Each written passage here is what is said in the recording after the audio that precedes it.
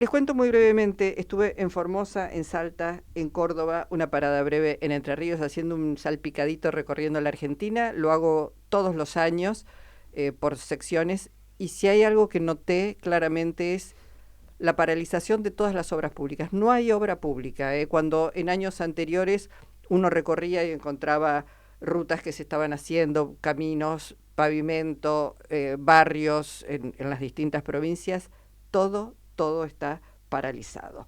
Bueno, en este lapso en que estuvimos ausentes, el mundo sigue.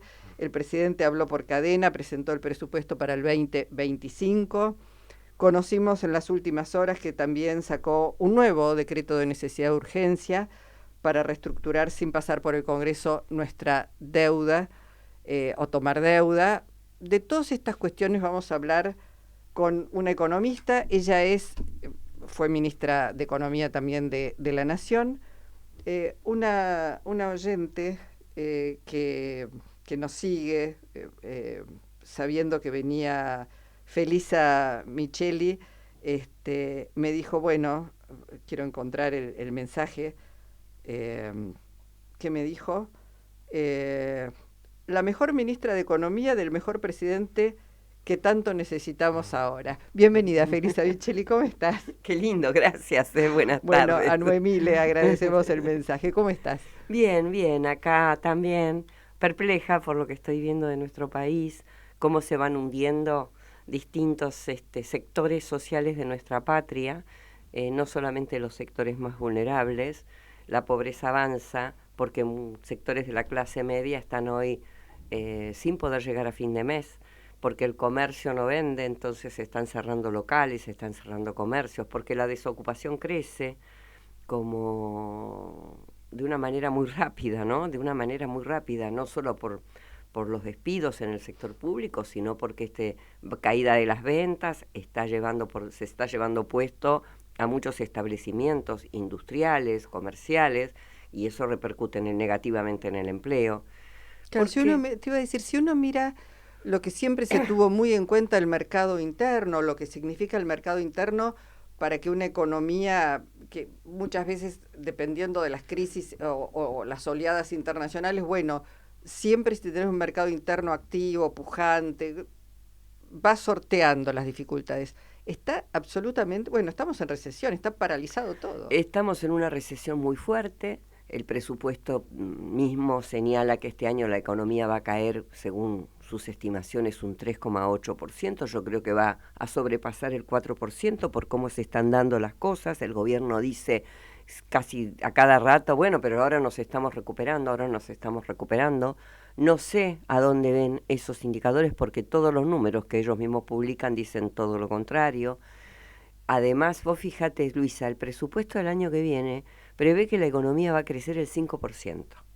Vos fíjate que para llegar de -4 a 0 ya tenés que crecer 4 puntos. Claro, Y después llegar a 5, o sea, en realidad lo que tenemos que crecer es 9 puntos. claro. ¿Cómo vamos a crecer a 9 puntos con estas medidas que están tomando a cada rato? Ahora quieren cerrar aerolíneas, vos lo mencionabas, se está debatiendo en el Congreso, los gremios en la calle. Cada vez hay más noticias que consolidan la recesión, no que apuntalan un despegue económico.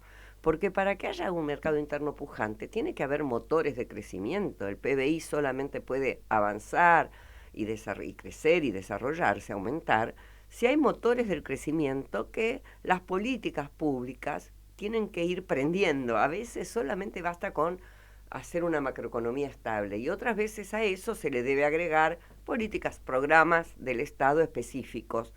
Pero vamos a suponer que no agreguen ningún programa del Estado específico y analicemos, por ejemplo, cómo podría crecer el consumo, que se compone Sí. del consumo del sector público y el del privado, que somos todos nosotros. El sector público no consume nada, porque al contrario, está despidiendo, deshaciendo áreas, cerrando sectores, vendiendo empresas. Entonces, de ahí no esperemos que haya ningún aumento del consumo. ¿Y el consumo privado cómo va a aumentar? Si las jubilaciones cada vez están peor, por más que el presidente diga, uy, aumentaron en términos de dólares, pero señor presidente, haga bien las cuentas.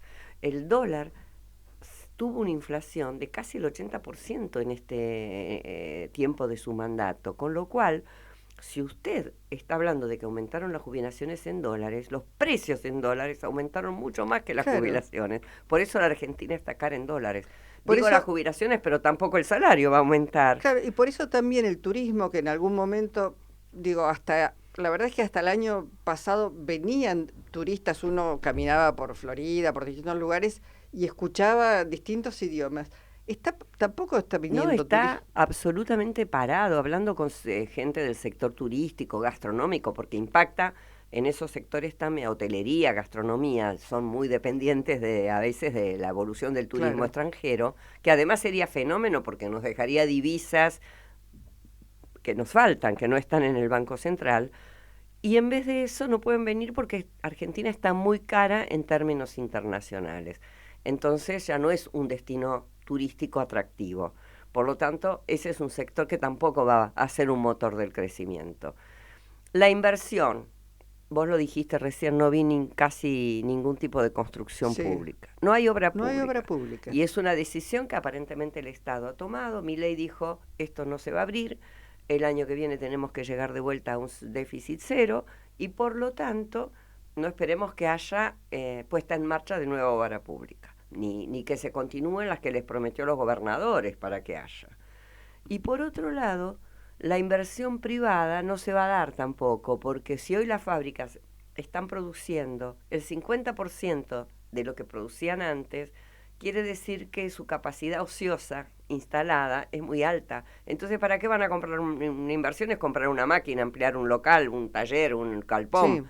¿Para qué lo van a hacer si ya tienen máquinas que hoy están paradas? Están fábricas que están, en la industria está en una situación Bueno, muy ya grave. hoy leía una empresa automotriz suspende que fabrica camionetas, ya suspendió por 3 meses la Y actividad bueno, porque, imagínate el impacto de eso, claro, porque en las suspensiones los trabajadores cobran menos, porque no tienen horas extras, todo eso hace que la familia tenga que gastar menos porque tiene menos ingresos, eso afecta, es una cadena, ¿no? Al comercio, el comercio al no vender no le pide nada a la industria al no producir tiene que despedir trabajadores, es un círculo vicioso del ajuste permanente.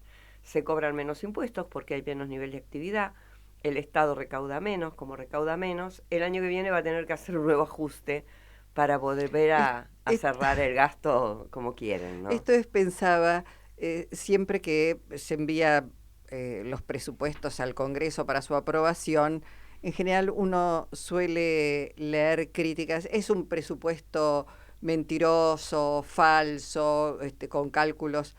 Este sí podríamos decir que este presupuesto que envió Milei es un presupuesto que nada tiene que ver con la realidad. Pensaba en el caballito de batalla de Milei, déficit cero.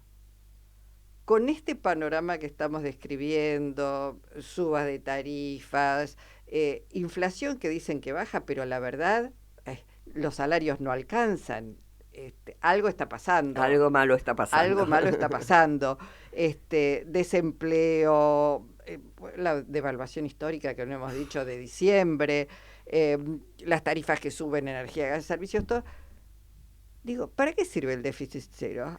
Porque la verdad es que hay que darle importancia al déficit, pero con este panorama yo prefiero tener, este, Claro, un poco la misma inflación, pero con un poco más de actividad y sí, económica y bienestar. y sí, Realmente, vos fíjate que cada vez que los gobiernos se han impuesto el déficit cero, han provocado ajuste fiscal.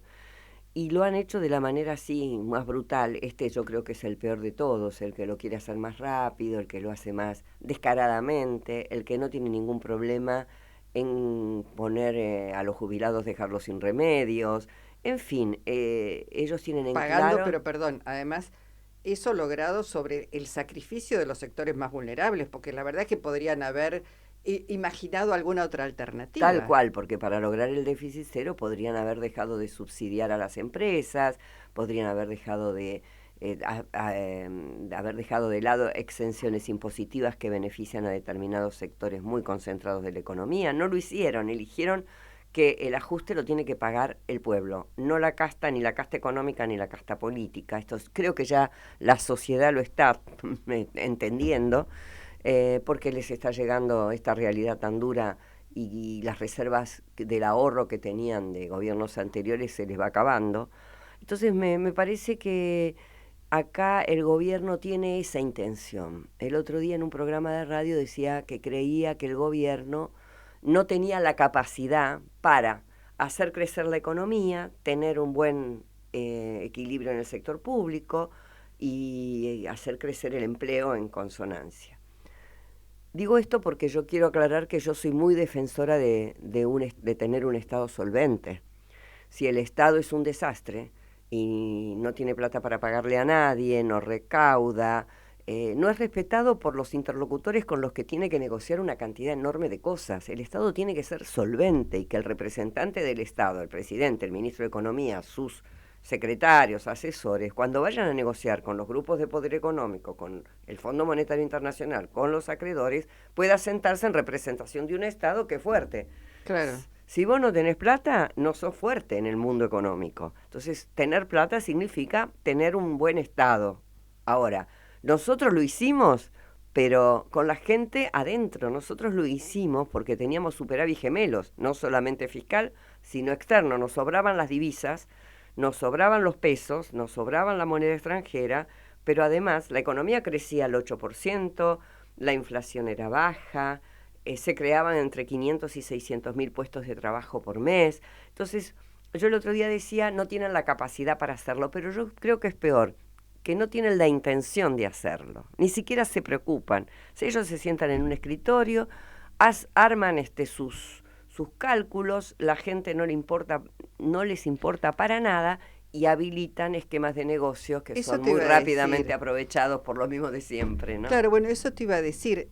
Lo que uno advierte, y en mi caso no soy economista y entiendo muy poco de economía, es que no hay un programa económico de gobierno, no hay una mirada integral sobre el país, sobre las necesidades que existen, sobre las posibilidades que existen. Lo que sí uno puede advertir claramente es que me encaramos sobre el Estado y armo negocios, unidades de negocios para fulano, para Correcto. mengano, para sutano. Esto es lo que uno advierte, porque están destruyendo absolutamente todo, ni siquiera la ciencia y la tecnología, que está claro que el mundo desarrollado y los países que más crecieron es porque invirtieron en ciencia y tecnología. Yo miro siempre a China como el gran gigante que pasó de una economía casi primaria agropecuaria a una... digamos, la gente que ha viajado a China, que conoce China, que ve lo que está haciendo China, dice, bueno, y se dedicaron a invertir en ciencia y en tecnología para poder dar ese gran Claro, a salto. formarse, formar sus ingenieros, formar sus especialistas. Argentina lo estaba haciendo, estaba con ese programa Raíces trayendo nuevos científicos para acá. Hoy otra vez están pensando y en hoy emigrar. se están yendo ya de vuelta porque qué oportunidades tienen y ellos ya no van a volver más porque no se puede andar de aquí para allá en la vida, ¿no? Entonces es muy difícil que los podamos recuperar. Pero yo creo que vos mencionabas hace un ratito el decreto de reestructuración de la deuda que sacaron el lunes. ¿Y por qué te lo menciono? ¿Por qué es grave esto? Porque crean una unidad de negocio, como vos bien dijiste, para todo el sector financiero. ¿A quién representa Caputo? A ese sector financiero. ¿A quién representa Milei? A los fondos financieros internacionales, BlackRock y todos los que llevan la batuta, digamos, de la economía mundial. Entonces, eso lo tenemos que tener claro. Este canje de deuda que se aprueba por este decreto, lo que hace es levantar todas las limitaciones o los requisitos que debía cumplir un funcionario público cuando hacía una reestructuración de la deuda. Por ejemplo, vos eras el acreedor, yo el Estado, yo iba y te decía, ¿cuánto te debo? Me debes 1.000, bueno, te voy a pagar 800. Vos me decías, no quiero. Bueno, arreglamos el 900 porque estoy en una muy mala situación económica. ¿Y en qué plazo? ¿Y con qué interés? Con tasa. Bueno, ¿cuánto me estás cobrando? Te estoy cobrando 10. Bueno, te voy a pagar 7. Tenías que volver a casa, al Tesoro, con una renegociación hecha que mejorase las condiciones de los vencimientos próximos del Estado, sino para qué fuiste a negociar.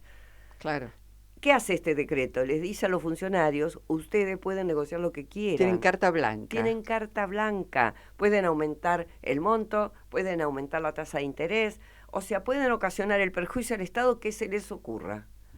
Esto fue escrito, obviamente, en las oficinas de estos fondos de inversión y de los bancos. Y vamos a tener un decreto vigente inconstitucional, porque además la deuda tiene que pasar por el Congreso, ilegal, porque un funcionario público no puede firmar un decreto que lo habilite a cometer un delito. Y perjudicar al Estado, cuando sos funcionario público, es un delito. Entonces ellos se autohabilitan a cometer un delito levantándose las restricciones. Es como si yo mañana, no sé, vuelvo a ser ministra de Economía y digo, me voy a firmar un decreto que diga que no tengo que hacer más licitaciones para la obra pública, y le doy la obra que costaba 500.000 a mi familia por 1,5 millones para que cobren más. Y lo habilito y lo escribo en un decreto. Claro. Es insólito, nunca se vio esto. Entonces, me parece que rápidamente, porque también hay que decirlo, combinar esto con... No sé si has visto que en las últimas encuestas aparentemente todas coinciden en que hay una caída del nivel de aceptación de Milei y del gobierno. Yo creo que lo hacen rápidamente, porque esto se puede hacer con un nivel de aceptación importante. En la medida en que todo el mundo empiece a percibir lo que está verdaderamente ocurriendo.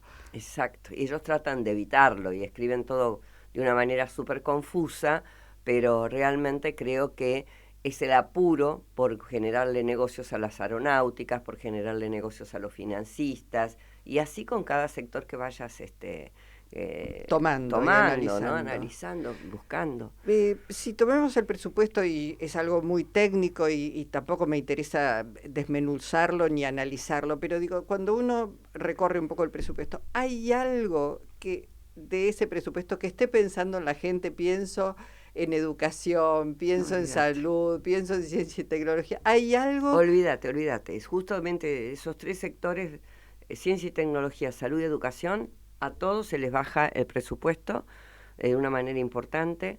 Los ingresos que aumentan no son los ingresos a los sectores más ricos de la población o los millonarios o con un impuesto especial que contribuyan en esta crisis. No.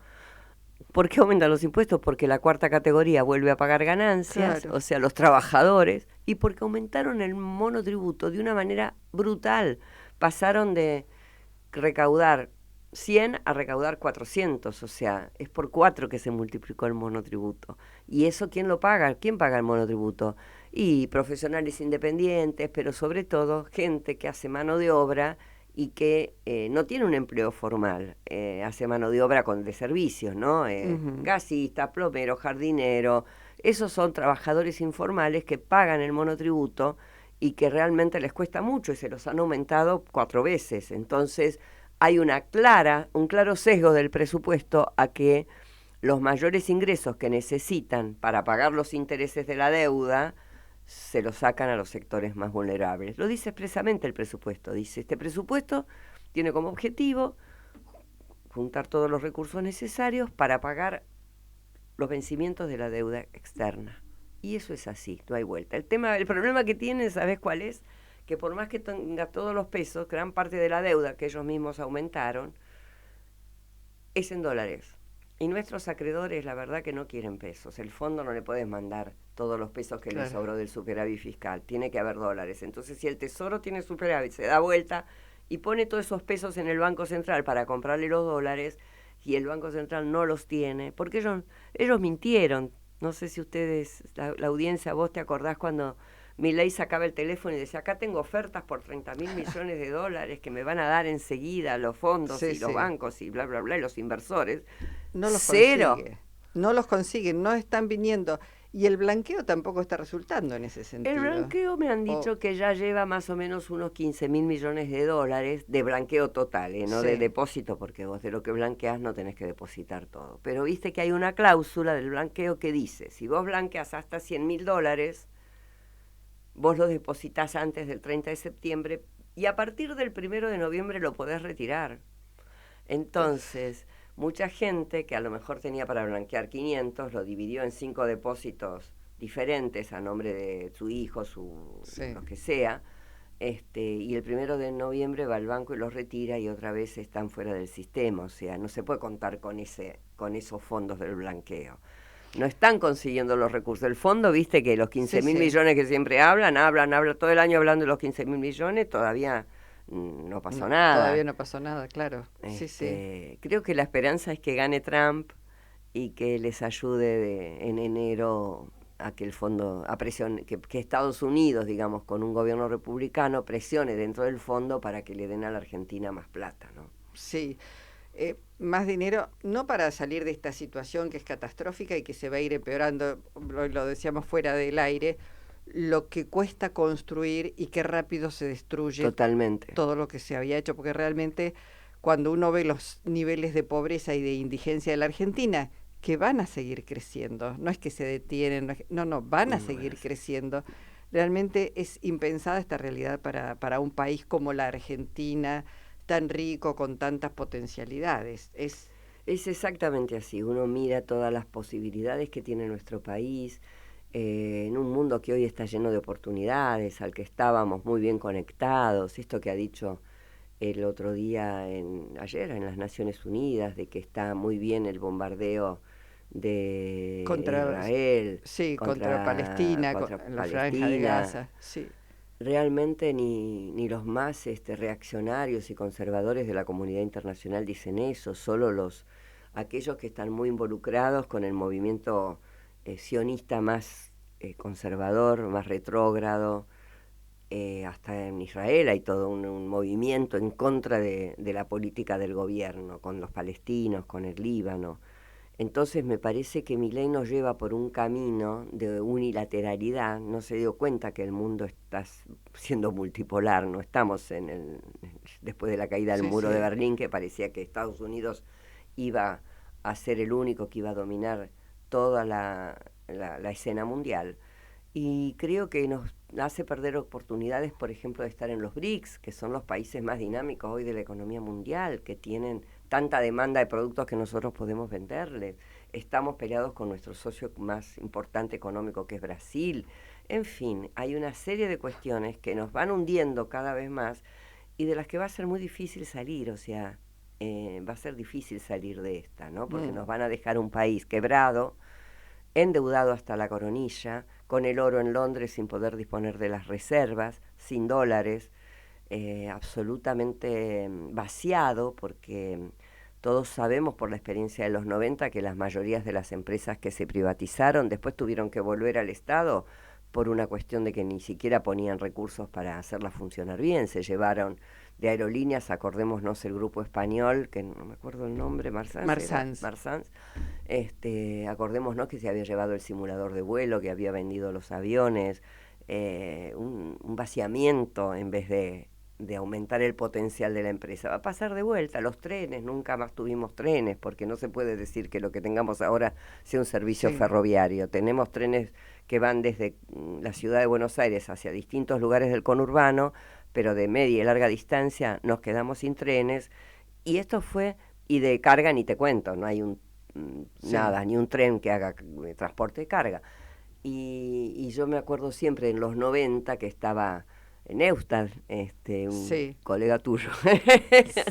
Bueno, yo me tengo que hacer cargo de mi ley, que soy economista, y el tipo también, mira. Sí, está bien, sí. Así que él habla de las plazas del sí, que le querían dar el apoyo a Menem para que privatice todo. Sí.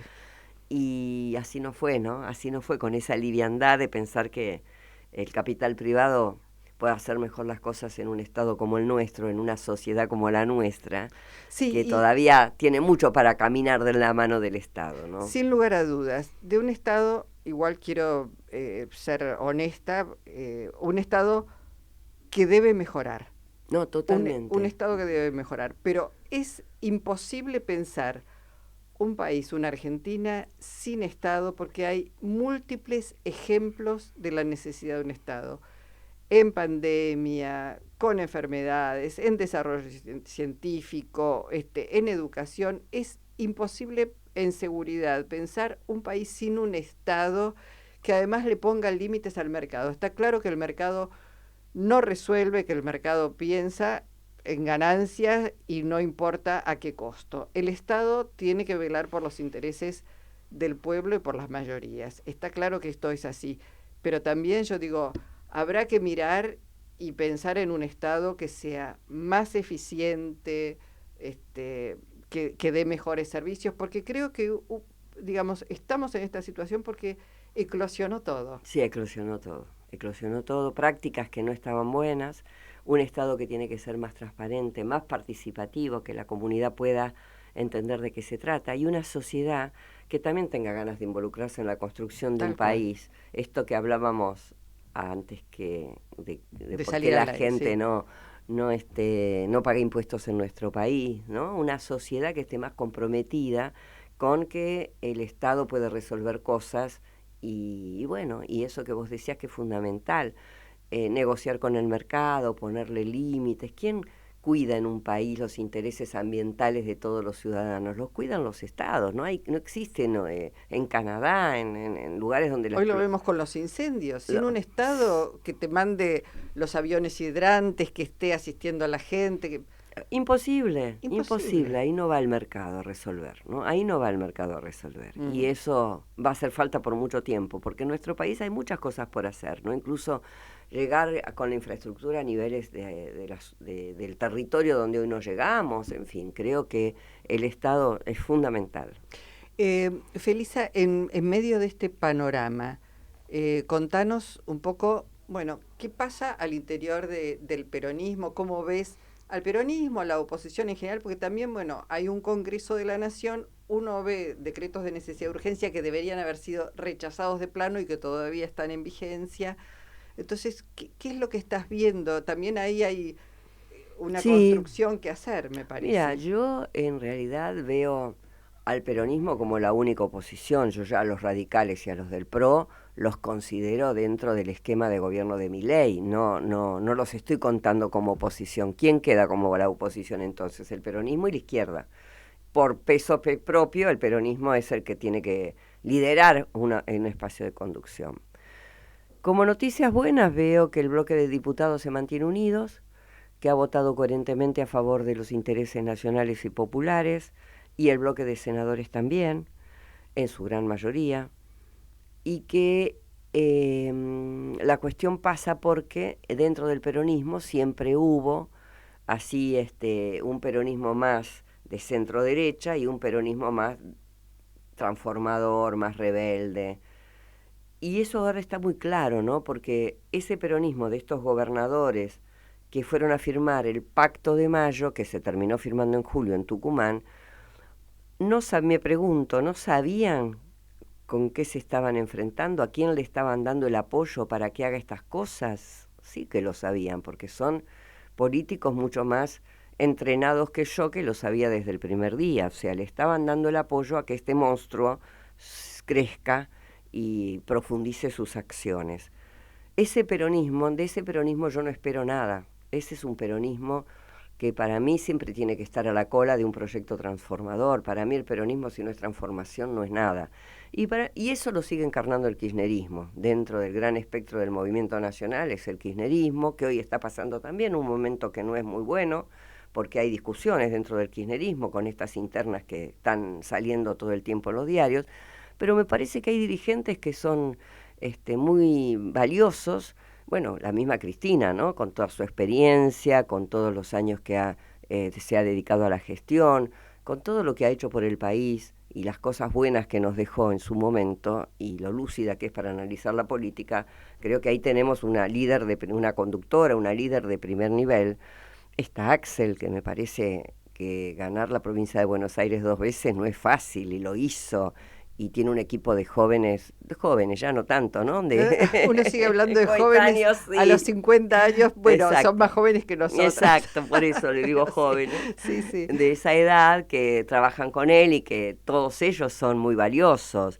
Y está Máximo, y está, no sé, si uno mira Salud, por ejemplo, Nicolás Kreplak, realmente es un cuadrazo, y está el Cuervo Larroque, o sea, hay mucha gente que es muy positiva, a mi juicio, dentro del kirchnerismo y que tiene que haber una continuidad en las políticas que se dejaron de aplicar en el año 2015, porque yo el gobierno de Alberto lo tomo como un gobierno que hizo mucho daño al peronismo, no solamente que hizo daño a la sociedad en su conjunto, que desilusionó al pueblo argentino que había puesto su esperanza, su ilusión, su amor en ese proyecto político del Frente de Todos y que no hizo nada de lo que tenía que hacer.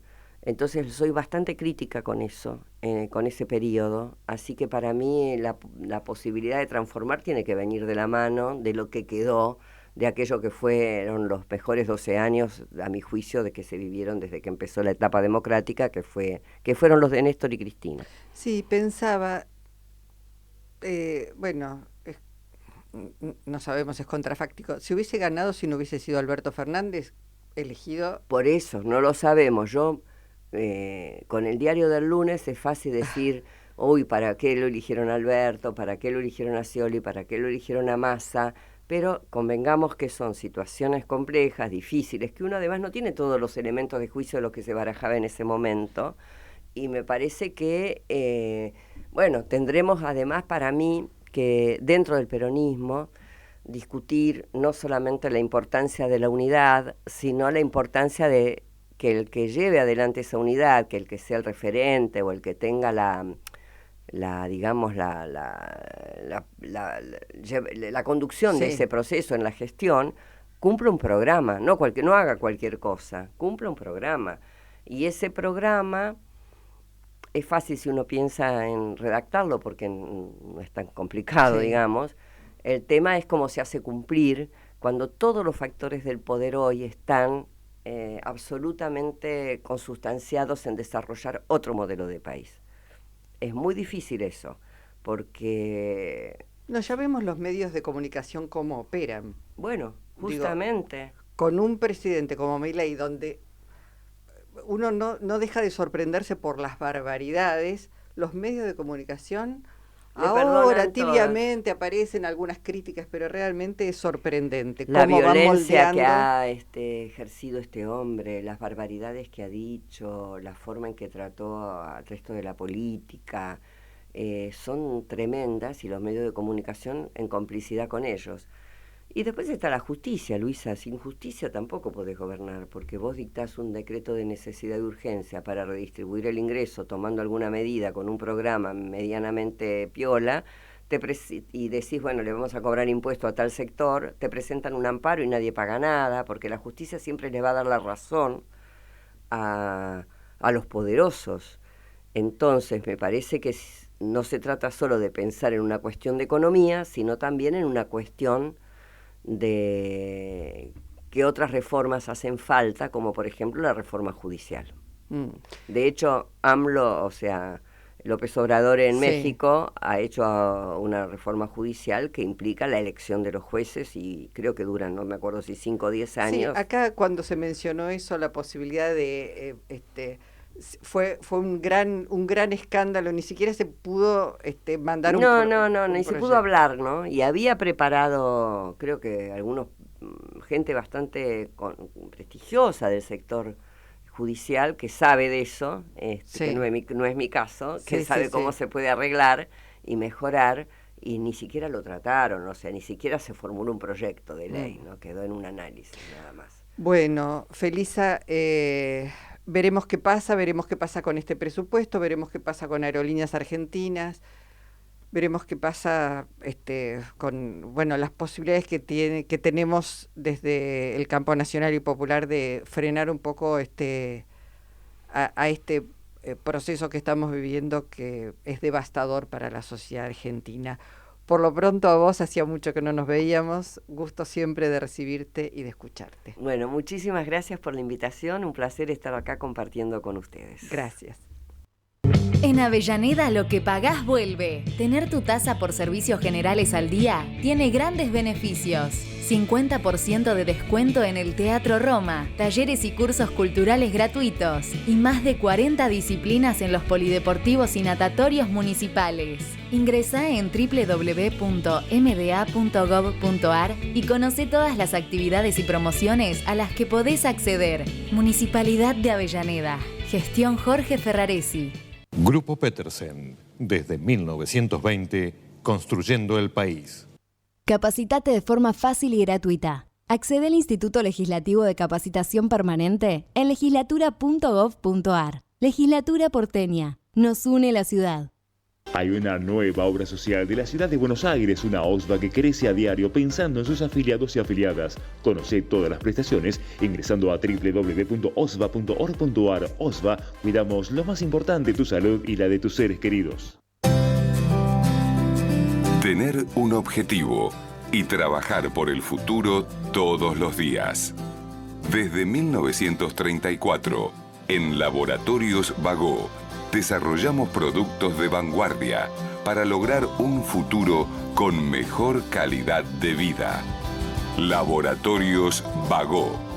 Ética al servicio de la salud. Todo el tiempo hay ideas. Hay ideas simples y no tanto. Hay ideas que nos asombran siempre y hay otras que nos cambian para siempre.